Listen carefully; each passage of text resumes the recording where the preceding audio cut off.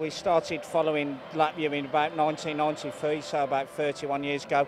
My wife Anne, her father was Latvian, so when Latvia got independence, we came over to Latvia and then we decided to follow the national football team.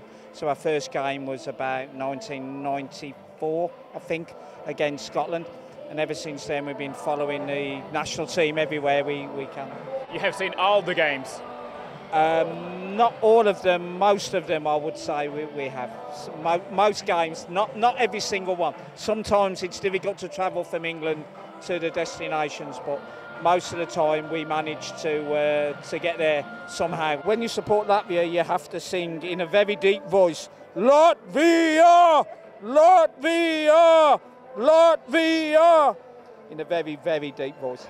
I love football. He keeps thinking he's Latvian, but he's 100% English. I am 50% Latvian, but he thinks he's Latvian, but he isn't.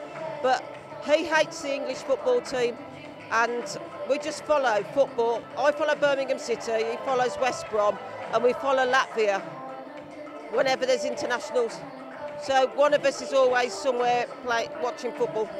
In more than 30 years, a lot of things that happened. Latvia played in Euros. 2004, on my 40th birthday, Latvia drew 0-0 with Germany and Portugal, and we were there. So you witnessed historical games in Latvian football. I always thought that Latvia would beat the Germans because my dad was forced into the German army and he hated the Germans. He didn't like the Russians either.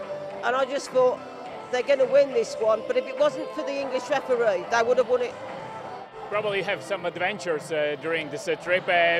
What's the most significant one? In this trip? In general, all your experience. They're too bad to tell you, really. Story that can be told on TV, can you think of one? In Andorra, we found some Latvia fans who took their own bottles of whiskey and vodka to the pub, and they were just so drunk, and we just sit there drinking beer, and they are so drunk. Which is the best all-time Latvian football player? Verpakovskis. I can't say it, Verpakovskis.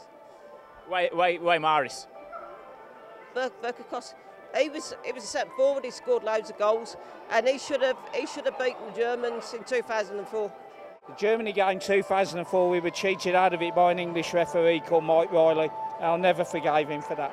Latvia should have had 2 penalties in that game. 2 penalties. Disgraceful. English, what do you expect? Latvia! Latvia!